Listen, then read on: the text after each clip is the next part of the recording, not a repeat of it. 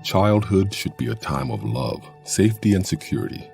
It shouldn't be hard, but for Christopher Smith, what shouldn't have been was. Raised in Utah with 10 other children, Chris's childhood was shockingly chaotic. Born to dysfunctional parents, no financial security, constantly on the move under the threat of eviction, and devastated by the death of a younger brother, Chris struggled with the dark emotions of his disheartening existence, so much so that he nearly took his life at 12 years old. Visits to the library took him away from his seemingly hopeless life, yet the bright light that shone in his fictional world escapes was temporary, as Chris's family was left homeless in the dead of winter. After spending countless frigid nights in an unheated car, death, again, seemed the most welcome option. In the face of seemingly insurmountable odds, despite being homeless, Chris earned a college scholarship and met and later married his soulmate Tina. And although life was not through presenting more challenges and obstacles, together they endured. They prospered and overcame trial after trial. With an ever-growing family of 5, Chris was accepted to medical school and became a faculty member and physician at the prestigious Johns Hopkins, and now a successful radiologist. This is a testimonial of one's ability to persevere and overcome. This is a written validation on the power of the human will. This is the raw and personal story of Dr. Christopher Smith and his journey from homeless to Hopkins.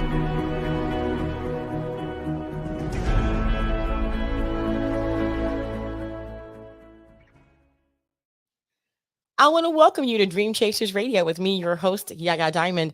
What's up, peoples? How you doing? It is a great day, and I'm so very excited to be here. You know what? People tell me, oh, Yaga, slow down. You talk too fast. So I'm going to slow down. Only because I need to slow down. Maybe I sped up again. But I wanted to read this blurb to you from this book that we're talking about today.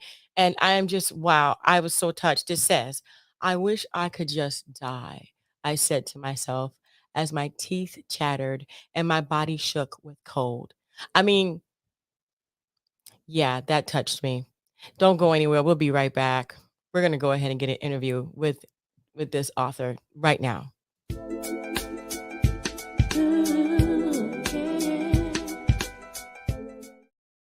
So we're back, and thank you guys so much for tuning in. Don't forget to like, comment, subscribe, and talk down below in the comment section with the doctor. Dr. Christopher Smith is here, and he is the author of Homeless to Hopkins. Welcome to the show. Hello. Happy to be here. Thank you for having me. Oh, anytime, anytime. So, I mean, okay, I know this book is about your life, but I always ask people, describe yourself. Who is Dr. Christopher Smith? Okay. First of all, I'm a parent. I'm a husband and a parent. I'm the father of 5 daughters, and I live in Florida. I love to walk along the beach, see the sunset, feel the sand, be in the ocean, breathe the fresh air, and I try to do good to help people to help people have a better life. I try to inspire people, and on top of that, I also practice medicine. I'm a physician, a radiologist, and we can go a little bit more into that later. Awesome. Awesome. Well, I want to thank you again so much for being here. You said in that blurb, I wish I could just die. What was going on at that moment? Yeah, so that moment was my senior year of high school. My family was homeless. I actually slept in a car that entire year of school, and it was in Utah. And during the winter, Utah gets very cold. Probably it gets below freezing, at least 20s. And so each night I would sleep in the car. That was my bedroom. And some nights it would get so cold, I just wished I would not wake up. I was so sad and depressed as a teenager. I just wished I would not wake up from the cold My because it goodness, my was goodness. Because because it was so it was just such a disheartening existence, sleeping in the car, being completely alone, and just feeling alone. Teenage years are difficult enough, but when you're homeless on top of it, it adds another level of complexity. hmm.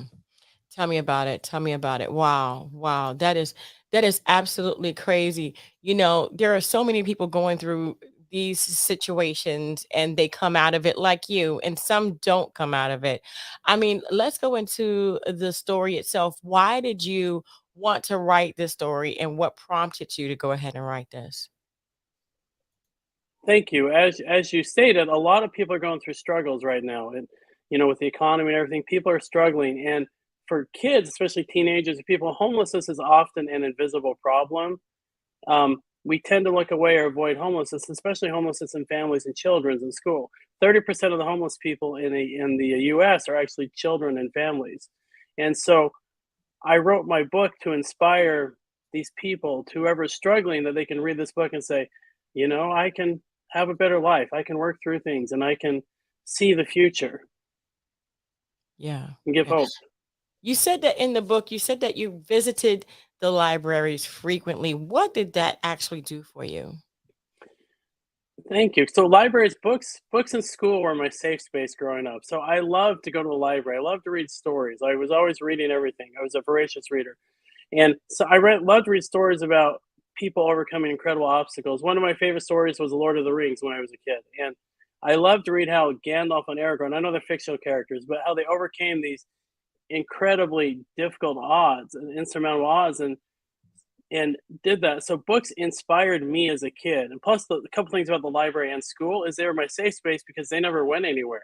I could always go there and find something warm and find people that were, believed in me and had, and hope. It was always a great place. It was like almost like my temple I would go visit, the library and school. Those were my special places for me.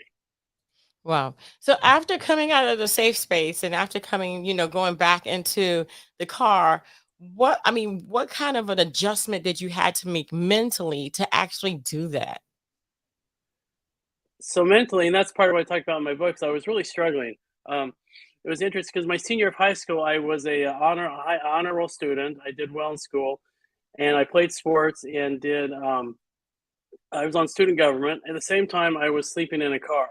So I had this very exhausting life trying to keep up this facade. As a teenager, I tried to keep it up to try to maintain my appearance of normalcy, as most teenagers like to do. But I was really struggling.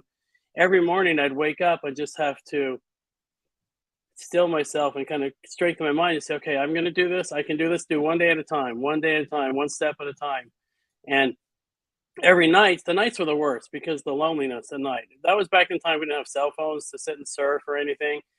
At night, I would just look at the stars. I literally had nothing else to do, look at the stars, and I would just talk to myself, talk to God, talk to whomever, just because that's all I could do. And those moments, those quiet long moments, were those moments where sometimes I just wished I would not wake up. But on the other hand, it also gave me a great insight and motivation. It was those moments that I decided, I'm going to work as hard as I need to become a success and to create a better life for myself and for others.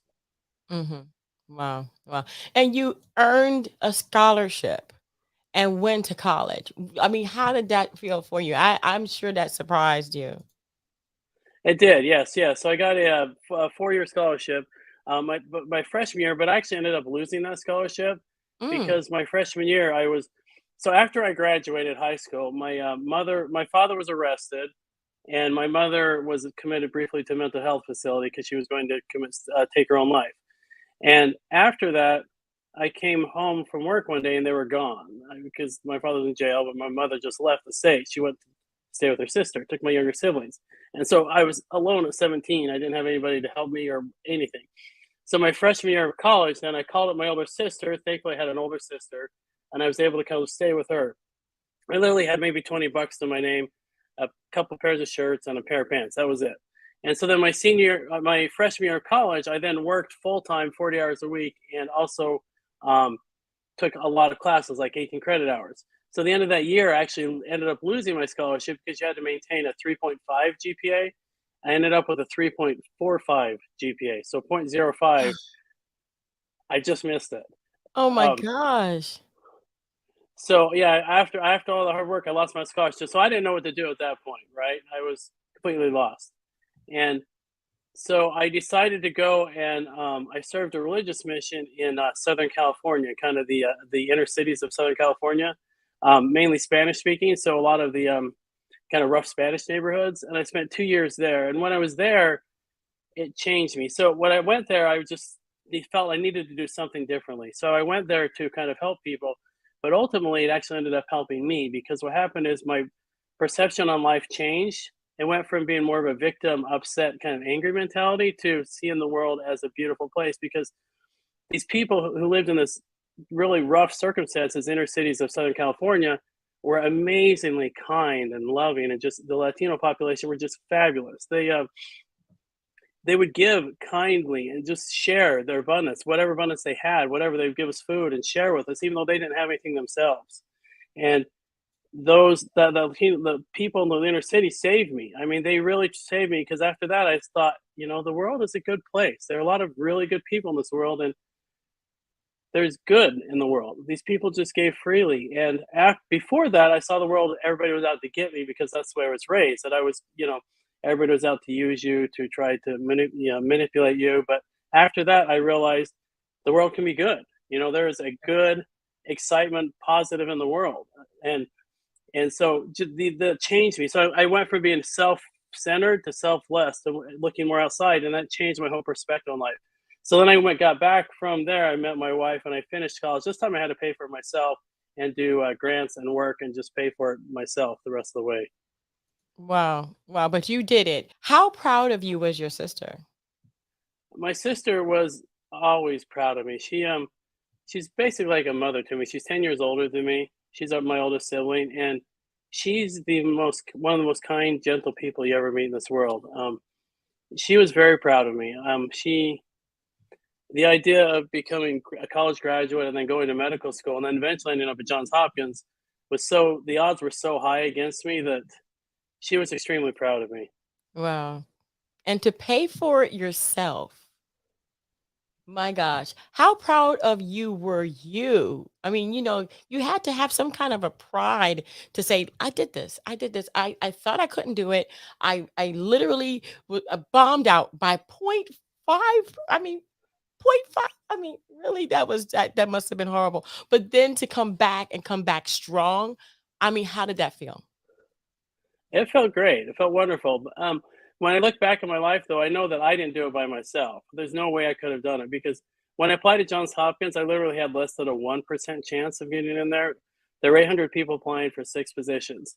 And when I got in there, people believed in me. And I felt really good about the things that I achieved, but I also know that I didn't do it by myself. And I still know that the people helped me along the way, the divine intervention, if you believe in a heavenly being or whatever. I didn't do it by myself. And so I still remember that. And I still remember all the things that people have helped me out along the way. And I try to kind of lift others along my way, as I go along to pass it Yeah. forward, basically.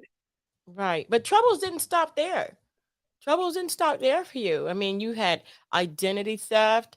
Tina got sick. What was that like? Yeah, so the identity theft was a real challenge. I didn't even know it had happened until after I got married, I tried to get a credit card or a checking account, just a simple checking account, and got denied. And I felt very betrayed by my parents because they basically had taken my identity and used it to create bad debts. And in addition to not just raising me like they did that as well. So I felt very betrayed by my parents at that point, and it took about 2 years to get that all fixed off my credit. It took a long time, and then um, later, the most difficult probably time in my life was my wife. My wife got sick because when I met my wife, I felt complete. I felt like I had someone who could love me unconditionally. My wife is the sweetest person you can ever meet, and when she was pregnant with our first child, as soon as she had complications from pregnancy, and as soon as our child was born, we were in the operating. It was a C-section, so we're in the operating room. And as soon as they took my daughter out, my wife immediately became unresponsive, stopped breathing, and they had to resuscitate her. Mm. And they didn't tell me what was going on. They just said I had to leave the OR. So I had to leave the OR, and I went and sat in this waiting room for several hours while they resuscitated her and fixed and got her back. And for those 2 hours, it was like a living nightmare. It was a hell. I mean, I literally just I didn't know what I was going to do because I didn't know what was going on. All I could think of was the worst case scenario that she was going to die and I was going to raise my daughter myself. And there's nothing more devastating than to try to kind of sit in those situations and try to feel so alone in those situations. And that was probably one of the most difficult times in my life at that moment. Wow. That I couldn't imagine. I don't want to imagine. But you're strong today. So tell me about the book. Tell me about the journey, and also what are you doing today? Okay, thank you. So the book, I wrote it to really just get it out there, because a lot of times we think of people that have gone through things successful as, and our perception of people who are struggling or homeless is a lot of times we don't think they have a lot of potential, or they're, that way because of, certain circumstances. But in reality, some of the most successful people have gone through incredible odds, like Oprah. Oprah Winfrey is one of my heroes. She has gone through so much to become such a success. And somebody like Chris Pratt as well. He actually was homeless in Hawaii before he became a movie star. And so I wanted to share my story as well, because to inspire someone. So I want somebody as a kid, like, to pick up my book. They go to a library or school and pick up my book and say, life is really tough right now, but I can do things. I read the story and, be inspired like I was, and then hopefully reach their dreams. And it took me probably a total of 10 years to write the book. And it took a lot of soul searching, a lot of going back to some painful memories and just kind of working through those. And as I wrote it, I actually found it to be very therapeutic for me, that I could see the past differently, and I could see the past um, with a purpose. And once I saw it with a purpose, it made the past much less painful. Kind of that scar, kind of that wound healed finally and became a scar for me, and I was able to move on and leave it behind in the past. And Wow. so that's what I'm doing now. So what I'm doing now, starting to Yeah. get to that. So what I'm doing now is I actually go around and I speak at fundraisers to raise funds for homelessness and homeless families. Um, and I also, create donations. My ultimate goal actually is to create a scholarship from the proceeds of my book to enable kids to be able to go to school like I was getting education. Because I think education is the key to getting over these difficult circumstances. Yeah, definitely, definitely. I loved the library as a child as well. I loved to go in there and read all the free books. You didn't have to Yeah, buy them. exactly. It was fun for me as well. So today, have you had any thoughts of suicide, or have you had any instances where you had to help someone who had thoughts of suicide? Yeah, no, I personally don't have that anymore at all. I was a teenager, of course, struggling. That was a long time ago, and I don't really struggle with that now. But yes, I've worked with, of course, in medicine. I did psychiatry things in rotation. I've worked with people that are depressed or just struggling. Um, as far as specifically with suicide, not so much, because my specialty isn't really involved with that per se. But I have worked with people who are just struggling. I try to convince them, life is going to be good. That positivity, just trying to see some hope, give them hope in the world. Yeah, definitely, definitely. So, all right. So, what do you want people to take away when they read this book? I think ultimately I want them to take away that they have value, that every person in this world is important, that regardless of where we are today, that each person has value and potential. And with that, they can believe in themselves that someday life's not going to be easy. It'll take a lot of work, but someday you can find joy and happiness in life. And that's ultimately my message, is that regardless of what you're going through, you can still find the joy and happiness. And even in with difficult circumstances, you can find something to smile about. Like the sunset. Just go look at the sunset once a day. It's free, anybody can do it.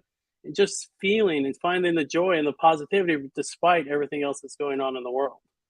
Yes, definitely. I agree with you. I agree with you. This book, how has it helped you to get over that and to progress and to get into where you're at today? It's helped me a lot. It's helped me to be able to feel, complete. And as I share with people, I actually feel strengthened. Like my past can serve as a help for someone else. That what I went through, it's kind of like, I like to think about a scar. As my scar has been healed, that scar can become like a badge of honor that I share with others and help them to be strengthened. At first, when I started to share, I was always worried people are going to judge me for it, um, judge me for the life I grew up in. But I'm realizing that it's kind of the opposite. That people actually feel positive, and they like hearing the message of homelessness, especially homelessness in families and overcoming difficulty, because homeless families are often a very, very um, invisible people. We don't see them. We avoid seeing them, and school districts are very aware of them, but we don't see them as much as we should. And Mhm. just putting out there that these people are homeless is actually very helpful, I think. Wow. Well, what kind of advice do you give to the people that are homeless now? That 17-year-old boy who's sleeping in the car that and all of a sudden his parents leave him. I mean, the same pretty much similar situation or even something different. What do you tell them today? I would say number one, to reach out for help if they're struggling, first of all. And that's one thing I want to say. If somebody is struggling with any mental health or any suicidal thoughts, reach out to someone who they love and care for, such as even if it's a clergy member or someone in the community, a friend. And if they're a kid, 17-year-old, to reach out for help. But then the next thing is don't give up. Keep trying and keep moving forward. Try to find some way to have your niche in society and get an education if you can. If a school's not for you, go to a trade school, become an HVAC electrician or whatever. Find some way to make yourself so that you can have a way to provide for yourself. Don't expect the world to provide it for you, but you can do it yourself. Hmm. Yeah, definitely. Where can people find your book? I mean, I find this inspirational. You've gone through the whole thing, and today you are a success. You're a doctor today, but that took a lot to get there. But definitely, the book can probably help people. Yes, thank you. So my book's available on Amazon. I also wrote a children's version specifically for children Oh, that's that so good. kind of talks through how to, like they're dealing with things and it's okay, they're going to work through it. And the children's version specifically is very helpful for children and families. Um, so I have the children that's on Amazon. They're all on Amazon. They're also on the regular versions on Audible, and they're all on Barnes and Noble as well, and other any online realtors or retailers. Okay, awesome, That is. awesome. Go ahead. And so yeah, I said Audible. Audible's a great option if people don't want to read it, but just sit into their car and listen. So that's a great option for people too. Oh yeah, I love Audible. As especially when I'm driving and I'm going on a long trip, I like to listen to Exactly. books. Yeah, definitely. Well, I want to thank you, Dr. Smith, for being on the show today. Is there anything that we missed that you want to tell the listeners today? No, just thank you. Just like I said, everybody just move forward. Keep plugging along. Life can be okay. You can find joy in life.